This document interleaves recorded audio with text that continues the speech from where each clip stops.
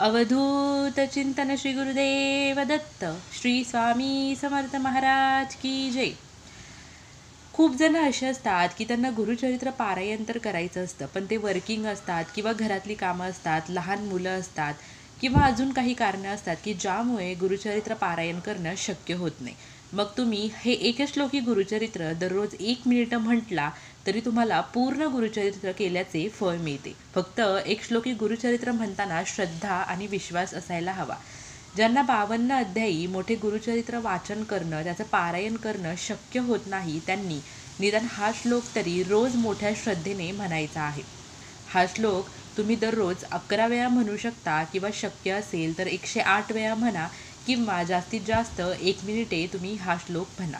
एक श्लोकी गुरुचरित्र दररोज श्रद्धेने म्हटल्यावरती गुरुचरित्र पारायण केल्याचे फळ आपल्याला मिळते. तर कोणता आहे एक श्लोकी गुरुचरित्र?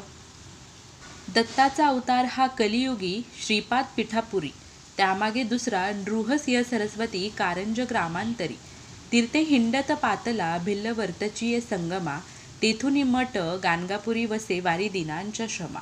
हा एकश्लोकी गुरुचरित्र तुम्हाला दररोज 11 वेळा किंवा 108 वेळा किंवा 1 मिनिटे अगदी श्रद्धेने म्हणायचा आहे. यामुळे तुम्हाला गुरुचरित्र पारायण केल्याचे फळ मिळते, तुमच्या इच्छित मनोकामना पूर्ण होतात आणि दत्त महाराजांची सेवा तुमच्या हातून घडते. तुम्हाला व्हिडिओ आवडला असेल तर व्हिडिओ जास्तीत जास्त शेअर करा, लाईक कमेंट करायला विसरू नका. कमेंटमध्ये श्री गुरुदेव दत्त जरूर लिहा. Shri Swami Samarth. Bless you all.